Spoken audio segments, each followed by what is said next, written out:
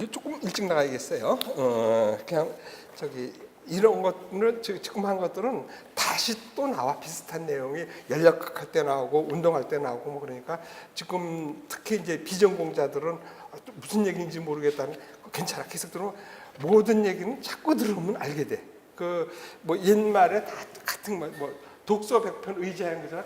모르는 것도 100번 읽으면 저절로 알게 되는 건 그거 맞는 얘기야. 이 얘기는 자꾸 들어. 그래가지고 귀에 못이 박히게 들으면 저절로 깨우치는 거야. 그래서 뭐 저기 물론 그 인강하고 실강이 뭐 서로 장단점이 있는 게 뭐냐면은 실강이야 이렇게 뭐 저기 같이 얼굴 마주 보면서 이렇게 해서 이해도가 빠른 것도 장점이 있지만 대신 그 인강은 무한반복 들을 수 있잖아. 그러니까 자꾸 들으면 무슨 소리인지 몰라도 자꾸 듣고 또 내 발음 나쁘다 그러는데 그건 나 어쩔 수가 없어. 근데 발음 나쁜 것도 익숙해져. 무슨 소리인지 다 알아들어. 그래서 이것도 자꾸 들어가지고 이렇게 내가 할 때 나오는 습관 같은 거 그런 것까지도 하다못해 따라서 하면은 그게 알려지는 거야. 그래서 처음에는 뭐 자꾸 말을 얼버무린다 뭐 그러는데 그건 습관이니 하고서 듣고 또 강의는 앞에서 들어야 돼. 원래 강의는 그 가르치는 사람이 침을 뒤집어 써가면서 듣는 거라고. 나 별로 침도 안 튀어. 자, 그래서 백금저항이나 습도도 그렇게 해서 하는 거야. 습도는 원래 습도를 잴라 그러면은 여기서 습도 관측은 36 됐지. 습도는 이거 습도를 이것까지 하면 요거 조금 더 하고 연락하게 어차피 할 거를 하는 거야. 자, 여기서 여러분들하고 나하고 이제 약속을 하는 거야. 그 뭐냐면은 말 같지도 않은 얘기지만은 계속 맞으면 돼. 그 무슨 얘기냐면은 우리가 저기 유치원 다닐 때 가장 그 저거 등급이 뭐야? 우리가 왼쪽 오른쪽 모르는 거지. 그 다음에 국민학교 때 구구단, 중학교 인수분해, 저기 고등학교 때 미적 아니야. 그럼 엄마가 어떻게 해? 왼쪽 오른쪽 모를 때 그 밥 먹는 속이 저기 오른손이라고 뭐 그러잖아. 그래가지고 그렇게 하면은 되는 거야. 그래서 내가 이렇게 해주는 말이 그럼 왼손잡이는 어떻게 하냐고. 그거 밥 먹는 거 반대라고 기억하면 되는 거 아니야. 그 식이야. 그래서 여기서 하는 것이 어떻게든 뭐 정도에 어긋날지는 몰라도 그렇게 해서 항상 맞으면 되는 거야. 그 중에 하나를 지금 우리가 하나 하는 거야. 이 공기의 성질 중에서는 이 아까 얘기했었잖아. 공기가 온도가 높아지면은 이 공극이 커져가지고 이 수증기가 많이 들어갈 수 있어. 그리고 온도가 낮아지면 그게 작아가지고 들어갈 수 있는 양이 적어. 이걸 포화 수증기압 시시이케이션이라 그래가지고 그거를 수식으로 이렇게 표현한 것들이 시시이케이션이고 여간 그래. 그래서 그거를 갖다가 우리는 이렇게 생각하잔 말이야. 공기 중에는 그릇이 하나 있다고 생각하는 거야. 근데 이 그릇은 뭐를 담으냐? 수증기를 담을 수 있는 그릇이야. 근데 수증기하고 그러면은 수증기하고 그 무지무지하게 작은 거고 어떻게 구별하느냐? 간단해. 뭐냐면은 눈에 뵈면은 그거는 물이야. 눈에 안 뵈면은 그 기체야. 그러니까 무슨 소리냐면 물을 막 끓여 보세요. 한번 이렇게 주전자에다가 이렇게 해서 물을 막 끓이면은 여기 주전자 입구에서 보면 처음에 하다 여기서 물이 막 빼다가 안 배. 요 상태가 수증기 상태야. 물이 막 끓었을 때 막 나오고. 그다음 조금 온도 이렇게 올라가면 온도가 여기가 낮아지니까는 응결해가지고 물방울이 됐다가 여기 올라가면 건조하니까 증발해서 안 되는 거야. 그러면 지금도 써붙였나 모르겠어. 저 종로 상가가 어디 가보니까는 거기서 무슨 김이 나오나 봐. 이거는 연기가 아니고 수증기입니다. 뭐 이렇게 써 있더라고. 그러니까 안전하다고 그런 거예요. 수증기 아니지. 수증기 눈에 뵈지 않지. 그건 김이에요. 그래서 그러니까 얘는 뭐냐면 수증기를 담을 수 있는 그릇이야. 그럼 이 그릇 눈에 뵈겠어요, 안 뵈겠어요? 안 뵈는 거야. 그렇죠? 그래서 이 공기 중에는 이렇게 해서 수증기 담는 그릇이 하나 있어요. 근데 이 그릇이 가면 똑같은 것이 아니라 컸다 작았다 해. 온도가 높으면 그릇이 커져. 온도가 낮아지면 적어져. 그래가지고 그걸 이렇게 있을 때 이 그릇에 절반만 담겨 있다. 그러니까 이 그릇의 크기가 10g이야.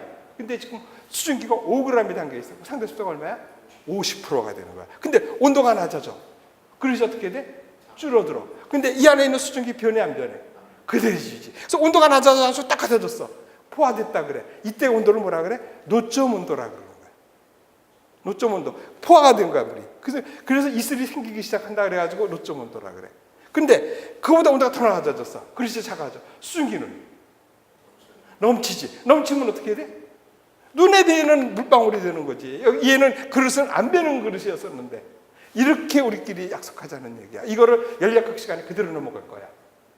그러면 됐죠? 그러면 눈에 뵈는 물방울이 되는 거야. 그러니까 그릇보다 작은 것만큼 안개나 구름으로 나와야 돼. 이거를 부름물 당량 또는 수액 혼합비 뭐 여러 가지 이름으로 쓰고 있어. 우리나라 용어가 아직 정해지지가 않았어. 응결된 양 이런 식으로 말하는 거야. 수액 혼합비, 구름 물량, 또 뭐라고 써 있더라? 수당량 뭐 이렇게 뭘 쓴 사람도 있고 그래. 원래대로 하면 수액 혼합비가 맞을 거야. 근데 그건 구름 물리하는 사람들이라 그렇게 얘기를 하고, 약간 그렇게 얘기를 하면 되는 거야. 그래서 이 안에 이런 공기 중에 있는 수증기를 재는 방법이 여러 가지가 있다는 거야. 그래서 제일 쉬운 것이 우선 우리가 느끼는 상대 습도. 그러면 그 다음에는 이 공기 1m 안에 몇 g이 들어있느냐? 그건 절대 습도. 공기 1kg 중에 수증기가 얼마큼 들어있냐? 그거는 혼합비하고 비습인데 그건 나중에 배우기로 하고, 그런 게 있다고 이렇게 얘기를 해. 자, 그래서 보통 이건 하나 외도. 약 30도일 때, 30도씨일 때 1m나 또는 1kg 거진 비슷해. 공기 1m가 되면 얘가 한 1.2kg 내지 1.3kg. 굉장히 무거워, 생각보다. 그러니까 1m 그러니까 무게가 1.2kg 내지 1.3kg쯤 돼. 굉장히 무거워. 그때 최대로 들어갈 수 있는 게 한 30g쯤 들어간다고 생각하면 돼. 엄청 많은 거야. 그러니까 여기 1m 안에 최대로 들어갈 수 있는 게 30g. 그러니까는 그 공기를 짜내면 여름에 그냥 억수같이 비가 오는 거지. 생각보다 공기는 물이 많이 들어갈 수 있다는 뜻이야. 그러니까 비가 억수같이 올 수 있다는 얘기야. 그렇죠? 그런 거를 알고 그냥 넘어갑시다. 나머지는 연력학이나 이런 데 가서 다시 배우기로 하고. 그래서 습도는 그런 거 관측하는데, 그래서 얘를 어떻게 관측을 하냐면은 이 공기 중에 있는 수증기, 아까 이렇게 했지만 공기가 이렇게 있으면 이 안에 건조 공기가 있고 그다음에 수증기가 막 있어. 이 수증기를 갖다 다 모아가지고 기압을 잰 것이 수증기압이야. 그러니까 이 공기 중에서 수증기가 차지하고 있는 분압이 수증기압이야. 이거를 알고 싶은 거야, 수증기압. 또는 얘를 다 모아가지고 얘 무게를 재는 거야, 혼합비야.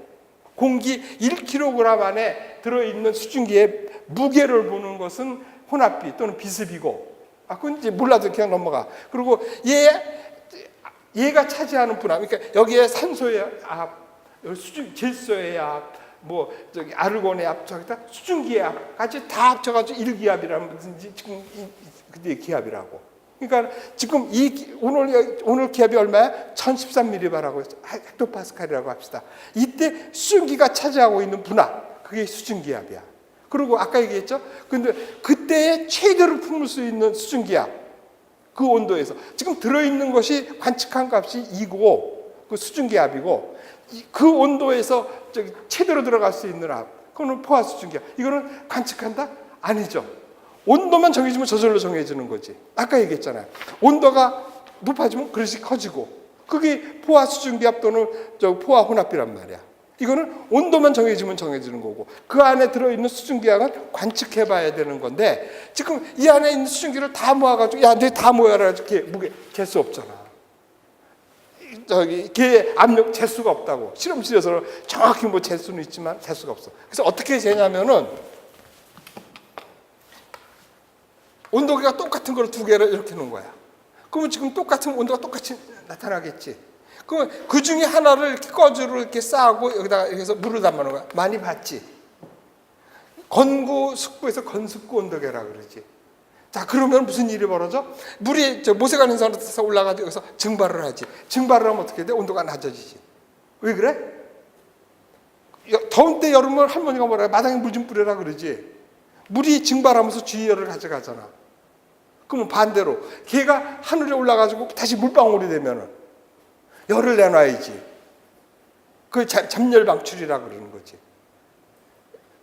잡열을 가져가서 올라가니까는 온도가 그러니까 마찬가지. 여기가 증발할 때 온도가 낮아지지. 그래서 그러면 요 주위가 포화가 되겠지 이렇게. 근데 바람이 싹 불면 얘가 싹 날아가지. 그럼 또 다시 막 증발하겠지. 그다음 몇 번 하다 보면 더 이상 안 내려가겠지. 평형이 일어가지고. 그래서 온도가 이렇게 낮아지지. 그렇죠? 그래서 얘는 건고 온도, 습고 온도야. 그러면 이 습고 온도 차하고 그다음에 이 건고 온도를 가지고 아까 그 상용표가 있다 그랬잖아. 원래 그게 이만큼 두꺼운 책으로 한 거냐 원래. 근데 요즘 그거 없지. 그죠? 저 건고 온도, 습고 온도 딱 치면은 여기 온도가 나오지 이제는. 컴퓨터에다가 아주 그 간단한 거 아니야? 책 한 권 몇 가지 거 그냥 뭐 저기 신문 몇 자가 다 들어가는 건데 뭐 요만한 집 안에. 그러니까 그거 가지고서 재는 거야. 그러면 어떻게 됐어? 얘가 공기 중에 수증기가 많아서 포화됐다면 이 온도가 안 내려가지. 건조하면 건조할수록 이 차이가 커지는 거지. 그거 가지고 수증기압을 만들어낸 것이 이거 이렇게 해서 재는 거야. 그래서 아까 그래서 기압은 뭐가 표준이다? 수분기압계, 폴티너 수분기압계. 온도는 봉상 온도계. 또 저기 뭐야? 습도는 이거가 표준이 된다는 거야. 이래서 재는 거야. 그래서 이렇게 해서 이거를 갖다가 저기 여기 백엽상에 가 보면 여기 들어 있어요, 양쪽에. 그래서 이거를 여기서 지금 통풍을 저기 시키려면 한참 걸리니까 여기다 모터를 틀어가지고 한 5분만 있으면 저기 평행이 되게끔 만드는 거예요. 그 모양이 요거란 말이야. 요게 저기 그 백엽상 안에 들어 있어. 그래서 이게 표준이에요. 그러니까 가끔가다 한 번씩 여기가 말르면 안 되니까 저기 꺼주로 이렇게 물을 적셔주면 돼. 그래서 그게 통풍건습계라 그래. 이게 건습구 습도계인데 얘를 이렇게 하면 이게 저기 한참 기다려야 되잖아. 그래서 모터로다 강제로 통풍시켜주는 게 통풍건습계야. 그러니까, 근데 그래서 이쪽 보통 이제 이거가 들어있는 데도 있지만 주로 이걸 많이 집어넣어. 이게 편하니까. 얘는 한 5분만 있으면 돼. 이건 한참 기다려야 돼. 열평형이 오려면. 그래서 건습구 습도계 하고 실효 습도는 얘하고는 다른 말이야. 이거는 저기 기상청에서 쓰는 것보다는 이 방제에서 이 산불 때문에. 왜냐하면은 지금 나무가 이렇게 나뭇잎이 하나 있다 그럽시다. 얘가 저기 습기가 많으면은 잘 안 타고 습기가 바싹 많으면 잘 타가지고 산불 나는 거 아니야. 자, 그런데 어제까지 굉장히 건조하다가 오늘 습도가 많이 나. 이거 잘 타죠? 오늘 습도가 많다 그래도. 반대로 계속 비가 오고 있어서 오늘 반짝 해가 났어. 그러면 이거 잘 안 타지. 그러니까 이건 앞에 것까지 다 누적해서 보는 것이 실효습도라는 거야. 웨이팅을 줘가지고. 그래서 보통 며칠 5일간 이동 평균을 해가지고 이렇게 보는 것이 저기 산불 예방하고 그럴 때 쓰는 실효습도야. 건습구 습도계, 통풍 습도계 다 나왔죠. 그다음에 저기 습도계는 이렇게 해서 잰 거하고 똑같은 것이 우리 머리카락이라 그랬잖아. 그래서 아까 아네리드 그약계 대신에 또 바이메탈 대신에 이거를 주면은 모발 습도계가 자기 습도계가 된다는 거야. 그래서 모발 습도계 이렇게 나와 있어. 그래서 그림을 보시면 이렇게 모발이 이렇게 들어 있거든. 그래서 모발이 저기 상대 습도야. 상대 습도가 높으면 저기 늘어져. 그래가지고 저기 뭐야 건조하면 텐션이 갖고 있어 그거예요. 그래서 원래는 그 진짜로 머리카락으로 했었었는데 요즘은 인조로 하는 게 더 잘 돼. 그래서 인조 모발이야. 그래서 가끔가다 이거는 좀 씻혀줘야지 돼. 먼지가 묻고 그러면 안 돼서. 그래서 그렇게 하면 돼. 그래서 얘도 마찬가지로 건습구 습도계하고 해서 맞춰서 쓰면 돼. 그렇게 됐는데 이제는 또 염화 리튬이 공기 중에 있는 이 수증기를 이렇게 빨아들여. 그래서 공기 중에 수증기가 많아서 지가 많이 빨아들이면 전기가 잘 통하지. 건조해서 공기 중에 있는 수증기를 덜 빨아들이면 전기가 덜 통해. 그거를 이용한 것이 염화 리튬 노점계니까 그러니까 노점계가 마찬가지야. 이게 습도를 나타내는 거야. 그래서 온도는 뭘 한다고? 백금 저항으로 하고. 그 다음에 기압은 아까 말했지 그 탄소 가루가 들은 주머니 같은 거로 하면 되는 거고. 습도는 이거 염화 리튬을 써가지고 자동화가 될 수 있겠고 하고 사람이 없이 무인 관측도 가능한 게 그거야. 자, 그 다음에 바람은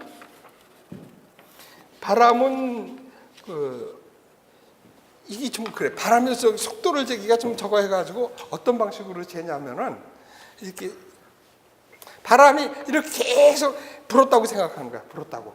그러면 얘가 쭉 부르는 걸 보면은 얘가 300풍속계가 이랬으면은 얘가 돌면은 되지. 그래서 얘가 10분간 돌았다고 치면은 여기서부터 여기까지 길이가 나오겠지. 같다고 볼 수 있는 길이지. 얘가 도니까. 그러면 이 길이를 풍정이라 그래. 그래서 이 풍정을 시간으로 나눠주면은 속도가 나오는 거야. 그래서 풍정으로 계산하는 거야. 그리고 바람은 이 관측 시간 전 10분 전에 값을 하는 거야. 그래서 이렇게 해서 원래는 풍속을 구하고 그다음에 풍향은 이렇게 좀 많이 봤죠. 그 비행기 같은 거 이렇게 해서 방향을 잡는 거야. 근데 요 앞에 바람개비가 달려있어. 얘가 또 돌면 돼. 그래서 얘가 돌면서 발전을 하면 돼. 그럼 발전량을 가지고 얼마큼 돌아가는지가 나오잖아. 여기에 발전기를 달았단 말이야. 그래서 얘가 바람이 막 불어서 많이 돌면 전기를 많이 발전하고 적게 돌고 호흡하고 풍향풍속을 구하는 거야. 그래서 그런 식으로 관측한다는 거 보고 그래서 10도 간격으로 뭐 이렇게 해서 하고 그래. 근데 이런 것들이 이거 굉장히 돈 비싸지. 그래가지고 옛날에는 배에서가 이게 문제야. 바람 때문에 사고가 나고 뭐 그러는데 그렇다고 해서 이 비싼 걸 일일이 설치하지 못하고 뭐 그래가지고 그 비보트라는 사람이 그렇게 해서 보니까는 배를 타고 이렇게 보고 있으니까 파도 치는 거하고 뭐 이런 것들하고 보니까는 바람하고 이게 연관이 되는 것 같아. 그래서 바다에서 흔히 볼 수 있는 현상하고 속도하고 매치를 시킨 거야. 그래서 특히 이제 뭐 108라 그래가지고 파도가 이렇게 하얗게 이렇게 오르면 그거 뭐 3m/s 이상이다 뭐 이런 식으로 정한 거야. 그래가지고 그 표가 해면 상태로 해가지고 거울같이 맑으면은 풍력 계급표 0이야. 그 다음에 뭐 싹쓸바라는 게 태풍이야. 바다가 물거품으로 가득 차가지고 지쳐고 공부가 못하면 그걸 11로 해가지고 그래서 바람 이름을 쭉 한 거야. 그래서 우리가 쓰는 미터파세크, 노트, 뭐 킬로미터 파워, 마일 파워 이렇게 표를 만들었어. 그래가지고 썼더니 이게 지금 잘 맞고 진짜 좋더라고. 그래가지고 이게 보편화가 됐어. 그 다음에 그러다 보니까 이거 육지에다 보면 어떠냐고 해서 보니까 됐어. 그래서 그러고서는 우리나라도 이게 처음인데 지금은 이제 우리는 습기가 워낙 많으니까 안 쓰는데 그 전에 보니까는 나라마다 조금씩 달라. 특히 우리나라 겨울에 전신주가 우웅 울면은 그거 정확해. 몇 메타퍼세크 이상이야. 근데 요즘은 그래서 안 넣은 거야. 그러니까 원래 육지 상태에는 거기다 이거는 일반적인 것만 썼는데 자기네 나라에 맞게 그걸 또 만들어 쓰는 거야. 근데 우리는 안 쓴다는 얘기죠. 워낙 습기들이 많으니까. 그렇게 해서 육상하고 해면하고 해서 얘를 바람의 속도를 풍력이야. 그러니까 이게 풍압을 재가지고 그거를 속도로 바꿔서 만들었다는 소리야. 그래서 풍력 계급표야. 그래가지고 그런 현상하고 바람의 속도를 매치시켜서 했는데 문제는 풍력 계급표가 뭐냐면 0서부터 10위까지 있어. 그러니까 몇 단계로 돼 있다? 13단계야. 그러니까 12단계라고 해서 10이야. 그래서 그치면 안 된다는 소리야. 이거 갖고 또 치사하게 물어봐요. 13단계로 돼 있어. 누가 만들었어? 비포트가 만들었다. 그래서 그거 보시면 되고. 자, 그 다음에는 그 바람 관측은 그래서 비포트로 쓴다는 거고 풍배도라는 게 있어. 풍배도하고 호도그래프가 있는데 이 풍배도라는 것은 윈드로즈라서 많이 봐져 있어. 얘는 어느 장기간 이러면 뭐 10년 동안의 자료 뭐 그래가지고 자료를 쫙 축적해가지고 걔를 바람을 이렇게 분석을 해가지고 뭐 계절별로 또는 뭐 연간 해가지고 뭐 우리나라 같으면 뻔하지. 이렇게 있으면 대표적인 거로 겨울철에 북서풍이고 여름철에 남동풍이 불어가지고 이게 주풍향이 되는 거야. 그래서 뭐 이런 식으로 해서 여기서 보시면 이 그림 보시면 여기 나와 있는 거 보면 이렇게 이 근처가 혼자 이렇게 탁월하지. 그러니까 이 지역은 이게 뭐 3월 달이면 3월 달에는 뭐 여기 남남서풍이 탁월하다. 뭐 이런 거를 알 수 있는 거야. 그럼 뭐 공항을 짓거나 뭐 이럴 때 쓰면 좋겠지. 그렇게 쓰는 것을 윈드로즈라 그래. 그러면 표시하는 방법은 이렇게 망치처럼 이렇게 표시하는 방법도 있고, 요 같은 거를 이렇게 연결해 가지고 그물망처럼 이렇게 쓰는 거야. 여기서 요만큼만 나오겠지. 이 경우라면은. 그렇죠? 여기만 혼자 찍 뜯어서 이렇게 몇 개의 다각형으로 표시하는 이것도 윈드로우즈야. 똑같은 거야. 이렇게 이 바깥을 연결했다고 생각하면 돼. 이거 윈드로우즈야. 이거는 뭐야? 누적된 자료를 갖고 하는 거야. 그래서 이거는 이제 실습할 때 실습할 때 주로 하는 거고, 이런 거 있다는 것만 알고 넘어갑시다. 이걸 자세히 해야 되고. 그 다음에는 호도그래프라는 게 있어. 같은 바람을 관측해서 분석하는 방법이. 얘는 뭐냐면은 달라. 하루에서 그 시간 거야. 상층으로 풍선을 띄워가지고 여기서부터 층층이 풍향풍속을 해가지고 얘를 갖다가 한 곳에 이렇게 표시한 거야. 그래가지고 얘가 앞으로 이제 우리가 배울 건데 바람이 뭐 하층하고 상층을 해서 뭐 이렇게 반시계 방향으로 가는 건 반전한다고 그러거든. 그러면 그런 공기는 찬 공기가 내려와. 그래서 그 층이 점점 차지르고 그런 거야. 이런 거를 보기 위해서 그리는 거야. 그래서 여기서 보면 얘가 상층하고 여기서 이 예를 보면은 여기가 이렇게 됐으면 뭐 이렇게 됐다고 쳤으면 지금 여기서부터 시작하죠. 여기서 이렇게 시작하고 여기가 최하층, 그다음 층, 그다음 층, 그다음 층 이렇게 되잖아. 그래서 이렇게 돌아가니까 얘는 저기 시계 방향으로 지금 돌고 있잖아요. 그러면 이 하층은 따뜻해지고 있다는 거예요. 앞으로. 그다음에 이렇게 해서 쭉 올라가서 그다음부터 어떻게 돼? 이렇게 돌아가잖아요. 그 위에 상층은 반전하는 거야. 차지는 거야. 그 밑에 층은 따뜻해지고 위층이 차지면은 불안정해서 뒤집힐 거 아니에요. 그래서 곧 비가 올 수 있다는 거예요. 이런 거를 볼 수 있는 거예요. 이거는 그래서 아까 풍배도는 어떻게 누적된 자료를 가지고 주풍향을 찾는 거고 얘는 한 지점에서 이렇게 연속별로 그 시간대에 관측을 해가지고 기류가 어느 층이 온도가 높아지느냐 낮아지느냐 이런 거를 보는 거야. 그래서 호도그래프하고 차이가 있다. 그런 거 아시면.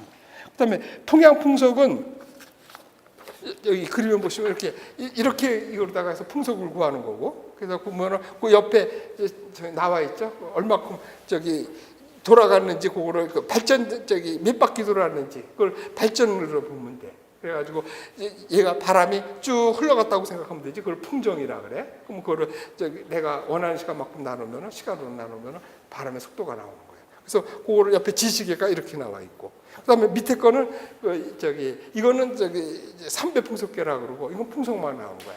그다음에 에어로벤이라고 해서 또는 풍차형이라고도 하고 에어로벤이라고 돼. 얘는 풍향풍속이 다 나온 거지. 앞에서 이렇게 돌아가서 발전당으로 하고 그다음에 이 풍향이 나타나고. 그래서 원래는 풍속은 저거 쓰고 풍향 이거 썼는데 이거 갖고도 그냥 풍향풍속 써도 돼요. 큰 차이가 없어. 그래서 그렇게 쓰는 거예요. 그 다음에 얘를 정밀하게 하려 그러면은 초음파가 있어. 초음파 풍향풍속기인데 이게 뭐냐면은 자 이렇게 생각 한번 해보세요. 여기서부터 여기까지 초음파를 쏘는 거야. 초음파는 음파니까 우리가 속도를 알죠. 1초에 몇 미터 가는 거 알 수 있죠. 그리고 그 온도에 따라서 온도가 높으면 빨리 가고 뭐 이건 알지만은 이렇게 돼 있어 여기서부터 여기 가는 시간을 알아. 그런데 바람이 막 불면은 얘가 이렇게 가지 못하고 아무래도 이렇게 돌아간다는 뜻이야. 그러니까 돌아가면 시간이 더 걸리죠. 그럼 이 차가 벌어질수록 바람이 세다고 볼 수 있죠. 근데 얘는 이쪽 방향만 되잖아. 그러니까 이쪽 방향으로 이렇게 놓으면은 어느 쪽 방향으로 가는 풍향 나오죠. 풍향이. 그렇죠. 그리고 풍속도 나오죠. 근데 거기다 또 위아래를 이렇게 하면 우리는 사실은 연직으로 가는 건 안 따져. 워낙 작으니까. 근데 이거는 아주 정밀해가지고 뭐 아까 얘기했듯이 뭐 논밭에서 바람이 어렵게 불어가지고 그 벼 같은 것은 그 화분이 뭐 이렇게 돌아다니면서 뭐 수정이 되느냐 안 되느냐 이런 거 따지려면 연직도 봐야 되잖아. 그거까지 하면 이렇게 놓으면 되지. 그러니까 이쪽으로 놓으면 남서 방향, 이렇게 하면 남북 방향, 이렇게 하면 연직 방향까지 해가지고 3차원으로 구할 수 있지. 아주 정밀한. 그건 초음파 풍향풍속기. 그건 할 수 있다는 뜻이야. 그래서 바람을 쭉 그렇게 됐으니까 지금 막 이게 지나가고 초산점 벌초하듯이 이렇게 가는데 본인이 읽으면서 정리하면 돼. 그리고 결정적인 거는 문제를 풀어보면 돼. 그치? 그러니까는 이거를 한 학기 동안 하는 걸 4시간, 5시간에 끝나려니까 이러는 거니까 그냥 이제 본인이 읽어보시면 돼. 아직은 지금은 8월 달에 있고 그러니까 충분히 시간이 있고.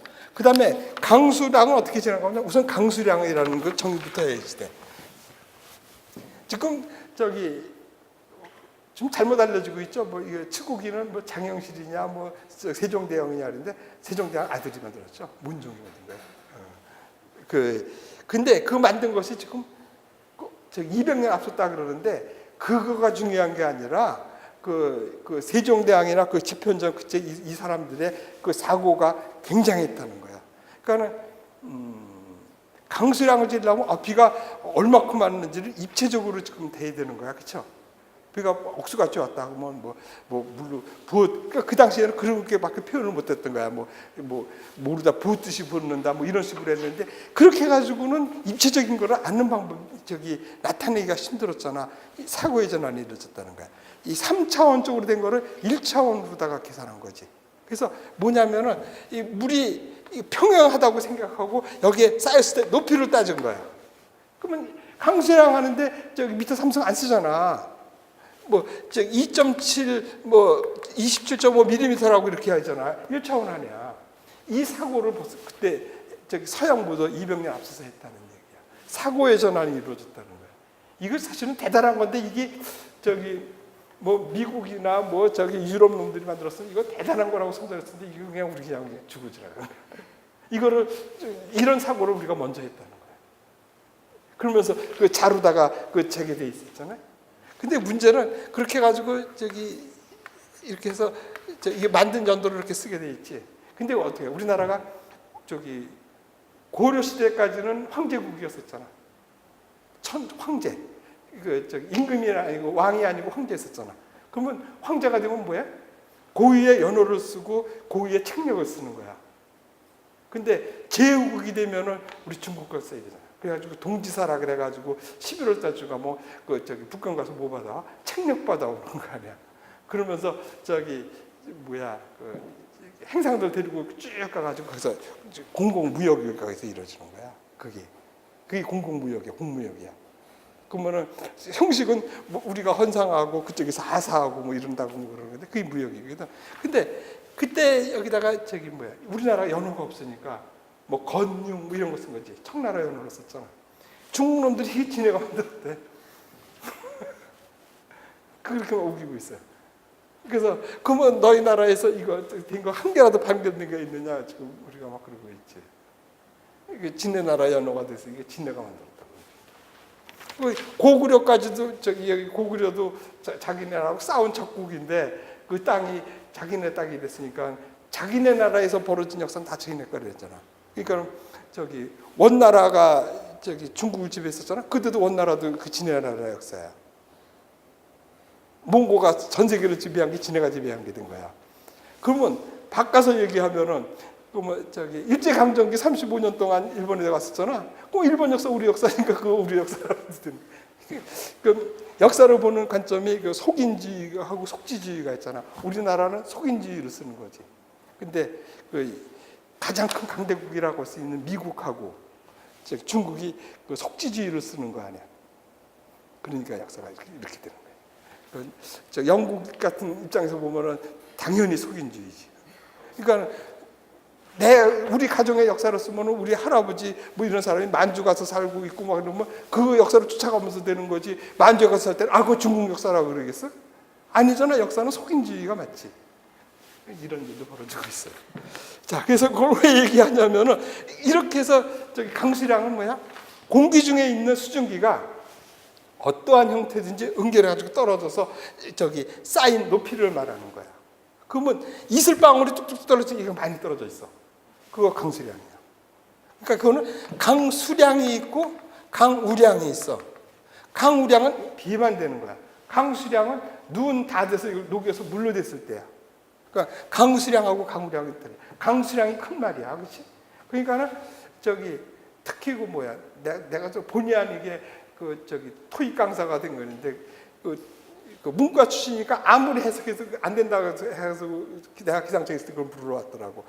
지금 대충 생각하면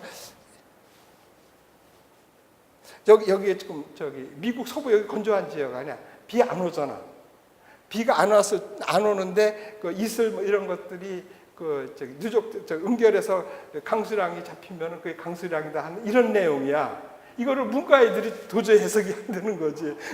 그래서 내가 그걸 해석해서 도저히 해석이 안 돼가지고 답이 안 맞는 틀리다 이거야. 자기가 문제 풀었는데 그러니까 그거 해석이 어떻게 된 거냐고 물어서 그 얘기야. 자, 된 거지 뭐냐면 꼭 비만이 아니고 여기에 있는 공기 중에 있는 수증기가 어떤 형태로든지 응결돼서 물이 돼가지고 물이나 고체도 돼, 그렇죠? 걔가 녹여서 물로 녹였을 때의 높이가 강수량이에요. 그래서 얘를 재려면 어떻게 돼? 자, 그러니까는 어떻게 돼? 얘가 이런 모양이건 뭐 이런 모양이건 쌓인 높이가 똑같지. 그렇죠? 여기서 모양 쌓인 높이가 똑같지. 네모건 동그라미건 다. 그런데 동그라미가 좀 편하지. 왜? 얘를 재려면 힘들잖아. 그럼 얘보다 저기 10분의 1 되는 데다가 얘를 따라서 여기다 확 놓으면 어떻게 돼? 여기가 1cm가 여기가 10cm가 되잖아. 정밀하게 잴 수 있지. 그래서 둥글게 보는 것이 편해서 둥글게 만든 거야. 그래서 이 직경은 20cm를 쓰는데 나라마다 틀려. 비가 많이 오는 나라는 작아. 그래서 열대지방 뭐 이런 데 가보면 여기 조그매. 비가 짙게 오는 지방 커야지 많이 젖어가지고 여기다 대야지 높이가 나오지. 그렇죠? 원리가 그거야. 그러니까 20cm가 쓴 것이 국제 표준은 아니다. 우리나라 표준이 20cm라는 뜻이야. 그래서 저수식이라 해서 원래는 이렇게 해가지고 이렇게 해서 담아가지고 저수병에 담은 거를 여기 메스 실린더에다가 쏟아가지고 강수량을 재는 거야. 그 다음에 이 사이펀식은 여기 그림을 한번 보세요. 이렇게 물 쌓여가지고 하면 이제 사이펀 원리라 그러잖아. 그래가지고 저기 재는 거에 이런 거 있다고만 하세요. 이건 사이펀은 별로 중요하지 않아. 다음 게 중요해. 다음 거가 뭐냐면은 자, 이 사진을 좀 자세히 보세요. 뭐냐면은 여기서 지금 걷어주신 물이 이렇게 떨어지고 있는데 여기에 대가 어떻게 생겼냐면은 이렇게 생긴 대야. 이렇게 돼도 좋겠어요. 가운데가 맞춰 있고 어떻게 된 건지 아시겠죠? 삼각형 대가 있는데 그래서 여기다가 물이 쏟아져 내려오면 여기 물이 차지. 차면 어떻게 돼? 무거우니까 떨어지죠. 그러면 얘가 딸깍하고 이쪽으로 쓰지. 그러면 다음에 물이 이쪽에 쓰지. 여기서 물이 차면 쏟지. 그러면 이렇게 쏘면 얘가 이쪽으로 들어가지. 이렇게 만들어진 거예요. 이게 딱딱하게. 그래가지고 여기 딱 찬 것이 0.5mm가 되게끔 조정해 놨어. 0.5mm가 오면 여기 하나가 딱 쳐서 떨어지게 돼 있다고. 그래서 그러면 얘가 몇 번 딱을 했느냐에서 강수량이 나오지. 이걸 갖다가 뭐라 해? 전도형 물안개라고 그래. 그래서 처음에는 이렇게 해서 됐을 때 여기에다가 이렇게 해서 뭐에다 이렇게 하면 여기다 전기를 묻혀놓고 여기다 수은을 집어넣어놨어. 그래서 얘가 이렇게 되면 여기에 붙어가지고 전극이 통해가지고 이쪽으로 한 번 되고 다음에 되면 이쪽으로 가서 수은이 붙어가지고 전기가 이렇게 해서 몇 번 카운팅을 했는데 요즘은 이거 안 쓰고 어떻게 돼? 자석을 지나가게 하고 여기다 요즘은 반도체들이 워낙 많잖아. 자석이 지나가면서 카운트를 해. 이게 더 정확해지지. 이걸 가끔가다 에러가 날 수가 있었어. 근데 요즘은 그러니까 약간 이거를 카운트한다는 거잖아요. 한 번 카운트가 0.5mm가 되게. 그 다음에는 어떻게? 이거를 갖다 10배를 크게 해가지고 똑같이 하면은 0.1mm가 될 때 할 수도 있지. 우리나라에서 만들었어. 그러니까 비가 조금 왔을 때는 넓은 거로다가 재. 비가 많이 올 때. 왜 그러냐면은 얘가 이렇게 그냥 막 하면은 관성이 있어가지고 비가 많이 오면은 또 좀 더 빨리 쏟아지는 수가 있어. 더 많이 기록되는 수가 있다고. 그러니까 적당히 딱딱딱딱 하면 좋은데 이게 막 쏟아져가지고 빨리 되면은 그 다음에 이게 관성이 붙잖아. 그래서 실제보다 조금 덜 차도 확 쏟아진다는 뜻이야. 그래서 그런 거를 막기 위해서 그렇게 하는 것도 있어.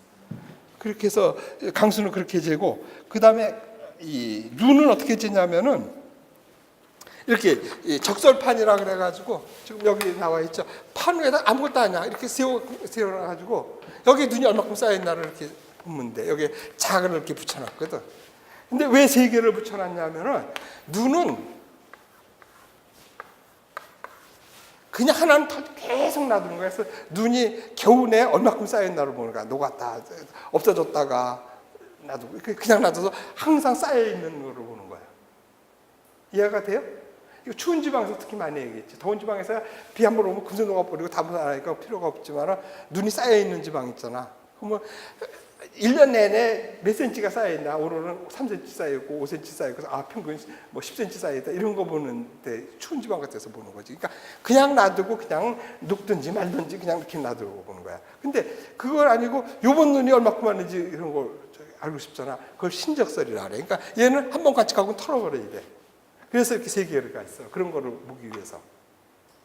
그 다음에는 적설이라는 것은 이게 비처럼 이렇게 오는 게 아니라 이게 바람에 따라서 해. 그래가지고 같은 노장 안에도 쌓이는 데가 있고 안 쌓이는 데가 있고 그래. 그래가지고 노장의 50%가 쌓이면 적설이 있다고 보는 거야. 그때는 그래서 조금 왔을 때는 여러 군데를 이렇게 찍어봐서 자각 찍어봐서 평균 내는 게 원칙이야. 저기 관측자들이 제대로 관측해줘야 돼. 무슨 소리 하겠어요? 그러니까 이런 것들은 계기 관측하기가 좀 힘들다는 얘기야. 그래서 적설은 그렇게 하는 거야. 그래서 원래들 이거 센치로 단위로 하고 소수 1 정도로 해가지고 그 다음에 좀 더 깊이 들어가면은 이 숫자운으로 쓰기 위해서 눈이 저기 똑같은 게 아니야. 눈이 이렇게 매딘 눈이 있고 푸석푸석한 눈이 있고 습기가 많은 눈이 있고 그래가지고 설밀도라는 것을 이제 그래서 그걸 재는데 보통 우리가 편의상은 10분의 1로 봐. 눈 1cm 오면은 강수량 뭐 1mm 뭐 이렇게 1cm에 1mm 그러니까 10분의 1로 이렇게 봐. 근데 저기 이렇게 신적설 같은 거는 0.1에서 이렇게 되는데 눈이 이렇게 눌려지면은 0.5나 0.3에서 0.5 좀 많아질 수가 있다는 얘기야. 근데 우리는 신적설 기준으로 해야 되지. 그래서 편의상 그냥 보통 10분의 1 보는 거야. 그러니까 신적설의 경우는 0.1에서 0.15라 그랬지. 그러니까 한 0.1 정도로 보는 거야. 그 다음에는 뭐 이거는 큰 저거는 없어. 다음에 증발이 있어. 증발은 어떻게 하냐면 두 가지가 있어. 그 20cm 이렇게 똑같이 이렇게 저기 강우하고 똑같은 게 있어. 거기다가 이렇게 물을 담아놓고서는 얘가 하루에 얼마큼 증발하나를 보는 거야.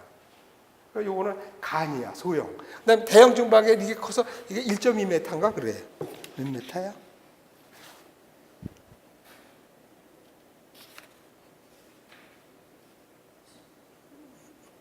어, 1m 20 맞잖아. 1.2m 되는 거야. 여기에 큰 물이 이렇게 담겨져 있어. 그래가지고 얘는 그래서 정확하게 보려고 해서 북쪽에다가 이렇게 침을 이렇게 만들어서 거기에 딱 맞춰가지고 하루에 얼마큼씩 증발하라고 보는 거야. 그래서 증발량을 보는 거야. 하루에 얼마큼씩 물이 증발했나. 그래서 강수량이나 증발량 똑같이 단위가 같아. 자, 그런데 문제는 이거라고 보는데 이거 1m에다 물 담겼는데 이거 저기 비 온다고 안 오게 드러낼 수 있어요? 없지. 비가 오면 어떻게? 그냥 놔둬. 그럼 어떻게? 비가 오면 강수량만큼 저기 빼놓으면 되지. 그래가지고 그렇게 해서 관측한 건 가로를 치는 거야. 비가 와서 저기 강수량을 빼서 계산했다. 여기 나와 있지. 그 다음에는 얘가 증발하는 것도 온도에 따라서 많이 증발했는데 지금 온도가 저기 높으면 얘가 물이 늘어나. 그러니까 어떻게 돼?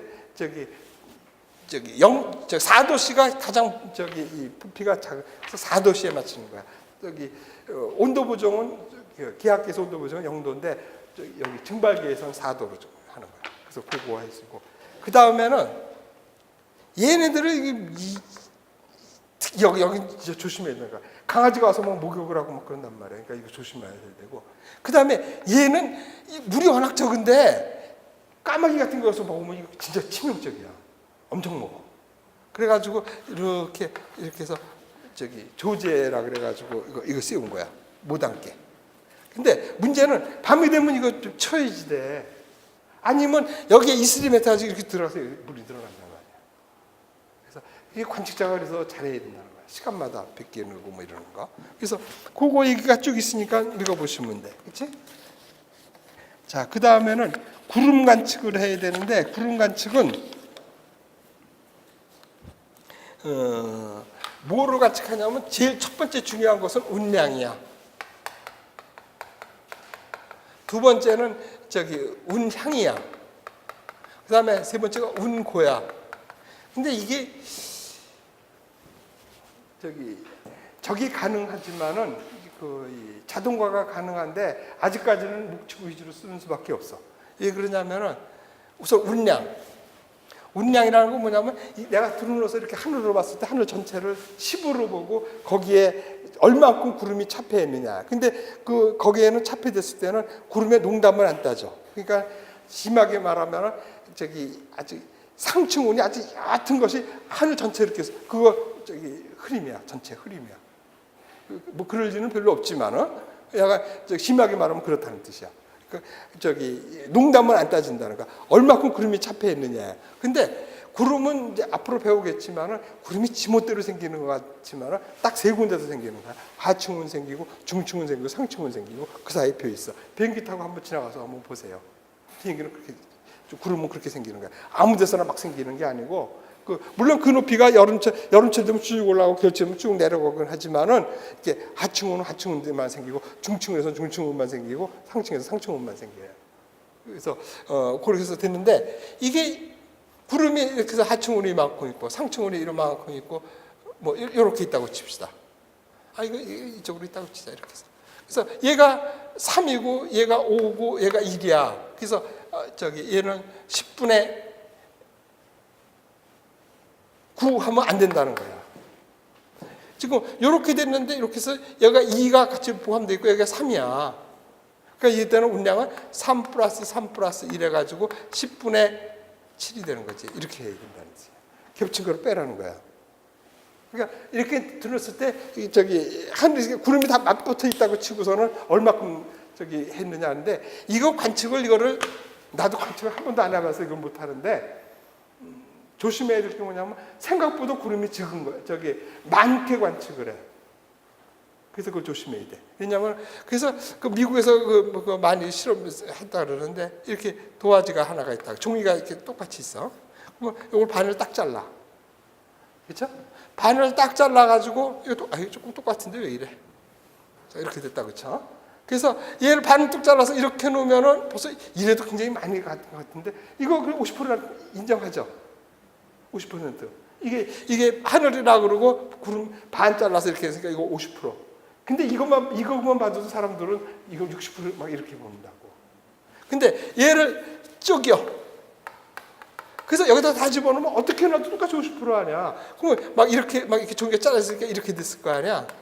심한 사람 80% 90%로 본다니까. 그러니까 생각보다 적게 봐야 된다는 거야. 그래서 그렇게 해서 운량을 관측하는 거야. 그래서 그리고 관측은 이렇게 해서 10분수로 관측해가지고 보고는 옥타로 8분수로 해야 된다는 거야. 자릿수를 줄이기 위해서. 그건 나중에 배울 거야. 그렇게 해서 운량은 그렇게 관측해야 돼. 그렇죠? 10분수로 했다고 치고 운량 결정할 때 구름의 농담은 고려하지 않는다. 그러니까 상층은 얇은 게 하루 전체 깼으면 그냥 10이야. 그 다음에 운고는 이 최하층의 그 높이를 재는 거야. 근데 이것도 관측을 이렇게 몇 번 하다 보면 사람 눈이 더 정확해. 기계로 하는 것보다. 그래서 얘기 있어요. 공군에서 이렇게 관측하는데 사병애들이 구름 높이 그 얘기하고 그랬으니까 네가 올라가 봐서 그러는데 그러면 언제 올라가서 높이 보고 하세요. 그러고 와서 맞춰보면 되잖아요. 정확해. 사람 눈이 그렇게 정확해. 사람 눈이 어느 정도로 알았어요? 베어링의 그 구슬에 찌그러진 거 눈으로 골라내잖아. 그럼 얘기 못 들었어요? 이 베어링 공장 있잖아요. 그 쇠구슬 만드는데 그 찌그러진 거를 기계로 고르는 게 아니라 사람 눈으로 골라요. 그러니까 익숙해지면 사람 눈이 그렇게 해요. 운고도 정확해요. 그래서 이거를 기계가 있어요. 여기서 빛을 탁 쏘면 이거 구름이 지나가다 이것에서 이 높이 시간을 재서 되는 운고계가 있는데 이거 잘 안 맞아 오히려. 이게 구름이 밑바닥이 평평하지가 않잖아. 얘가 이렇게 됐을 때 이쪽으로 흔들어서 이렇게 해서 가고 그러면 확 틀려지고 막 그래요. 그래서 아직 이런 개선의 요점이 많아. 그래서 운고계는 사람 눈이 아직은 낫다. 시정도 마찬가지예요. 시정도 이거 보는 거예요. 그 안에 시정은 이 공기가 이만큼 이 샘플을 봐가지고 여기서 해서 이거를 몇 배 해서 보는 건데 공기가 여기서부터 여기까지가 시정이지 어느 특정한 데 잘못 뜨면 심하게 나오고 적하게 나오고 그랬잖아요. 시정계도 원래도 그래요. 그래서 아직까지는 시정이나 운고 이런 거는 사람 눈이에요. 그래서 운량은 그렇게 하는 거고 운고는 10m 단위로 하고 그 다음에 이 구름은 그냥 색털구름, 양털구름 이거는 문학적인 표현이고 어떻게 관측하면 10종으로 하는 거예요. 그래서 그 다음 페이지에 나와 있는 걸 보세요. 그거 보시면은 이 표가 나와 있죠. 그래서 이 구름은 10종으로 다 나누는 거예요. 근데 이게 지금 작년인가 WMO에서 12종으로 늘렸다 그러는데 아직까지는 이거 그대로 쓰시면 돼요. 그래서 아직 그건 못 봤어요, 나도. 그래서 이거 분리한 사람이 루크 하워드라는 사람이에요. 그래서 그 사람 이름도 외두시고. 그래서 얘는 라틴어에서 쿠뮬러스, 스트라투스, 시로스, 님버스 이 말을 갖고 한 거야. 그래서 큐뮬러스는 영어에서는 아니라 큐뮬러스 하면 누적하고 이런 뜻 아니야.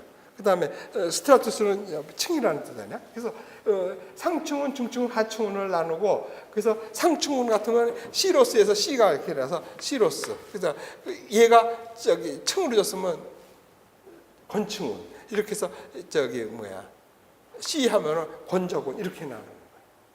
그다음에 중층운에서도 똑같아. 중층운은 여기는 C로스에서 하고 여기서는 엘토라고 했던 거야. 중층운은 높이가 있다 해서 엘토에서 저기 엘토 C 뭐 엘토 S 뭐 이런 식으로. 그다음에 SC는 그냥 층운 같은 거 이렇게 했을 때. 그래서 하층운은 그 300에서 한 600m 정도가 있어 생기는 거야. 그래서 요거 외워둬야 돼요. 하층운은 그저 300에서 600m 사이에서 생기면서 거기서 층 적운이 됐다면 그놈이 딱 자라면 어디까지 자랄 수 있냐면 한 2km까지 자랄 수 있다는 뜻이야. 그래서 2km 외워야 되고 그 다음에 중층운은 2km에서 6km까지 갈 수가 있고 그 다음에 상층운은 6km 이상이라고 보면 돼. 그래서 나누는 거하고 뭐 전조 같은 거는 이거는 저기 일반 기상학에서 할 거니까 이런 거 있다는 것만 아시고 그 다음에는 요거는 알아야 될 것 같아. 그러다 보면은 이 권적운하고 적운 계통이라서 권적운이냐면 권적운에서 CC죠. 그 다음에 고적운이 있어요. 고적운. 권적운하고 고적운이 이게 같은 적운이라서 모양이 비슷해. 그러면 어떻게 돼요? 우리가 지금 달하고 저기 태양하고 크기가 보면 똑같이 비죠? 똑같은 거 아니죠? 태양은 멀리 있잖아. 엄청 큰 거라고. 그래서 우리가 시야각만 가지고 봤을 때 이거를 저기 크기를 이렇게 재는 거면서 되는 거예요. 그래서 보통 시야각 1도 그러면 이렇게 봤을 때 이거 손톱 크기거든요. 그러면은 고기 안에 태양이나 달이 들어오는 거야. 그 시야각 1도라 그래요. 그러면 저기 얘가 시야각이 같은 1도지만은 태양이 크다 그러지. 머니까 큰다고 보는 거야. 그러니까 얘가 권적운하고 고적운하고 있으면은 얘가 어떻게 돼요? 멀리 있죠. 그러니까 얘는 작게 빈다는 소리야 조금. 그래서 이렇게 봤을 때 어떤 구름이 적운 계통이 있는데 이렇게 들어오면 이거는 권적운이다. 그다음에 이렇게 들어오면 5도야. 네 손가락에 들어오면 이거는 가까이 있는 거 아니야. 그건 고적운이라는 거야. 그래서 권적운과 고적운을 구분하는 거 나도 관측을 안 해봐서 몰라요. 원리가 그렇다는 얘기야. 그래서 다시 한번 읽어보세요. 그다음에 권층운하고 고층운하고도 또 모양이 비슷하대요. 그래서 근데 권층운하고 고층운은 권층운은 권이 높은 거 아니야? 저기 CS니까 여기에는 저기 온도가 높아가지고 온도가 낮아서 이제 빙정이 생겨요. 그래서 빙정에서 굴절에서 생기는 것은 물이에요. 거기서 무리가 생기는 거고 무리가 생기면은 권층운이고 저기 체운이나 무지개가 생기면 그건 고층운이라는 뜻이야. 충적운, 정론도 이런 거 한번 읽어보시고. 그래서 구름 분리가 그렇게 됐다는 거 아시면 됐고요. 자, 그 다음에는 이거는 좀 쉬었다가 합시다. 그래서 지금 이렇게 그냥 막 넘어갔다고 그냥 막 넘어가는 게 아니고 그래도 시간 있으니까 본인이 읽어보시고 그래도 기억 안 해도 괜찮다. 왜? 문제로 풀면 되니까. 그래서 문제에서 이 정도 있는 것만 다 풀면은 충분히 붙습니다. 그러니까 여기에 우리 거진 50이 넘는 아주머니도 왔어서 붙으셨는데 저기 센터에 있으신 분들인데 있으면 좋대 그렇다고 해서 하시는데 그런 분도 붙으시는데 들으면 붙게 돼 있어요. 그러니까 문제는 사실은 이것보다 더 중요한 거는 실기를 해야 되는 거고 근데 이거를 해두면은 일반 기상이나 예보할 때 도움이 돼요. 그러니까는 안 듣는 것보다 훨씬 좋은 거예요. 그러니까 본인이 자꾸 읽어보시고 같은 말이 여기 똑같은 말이 거기서 자꾸 나와요. 그러니까 자꾸 익숙해지고 용어에 우선 익숙해져야 돼요. 처음 하시는 분들은. 조금 쉬었다가 합시다.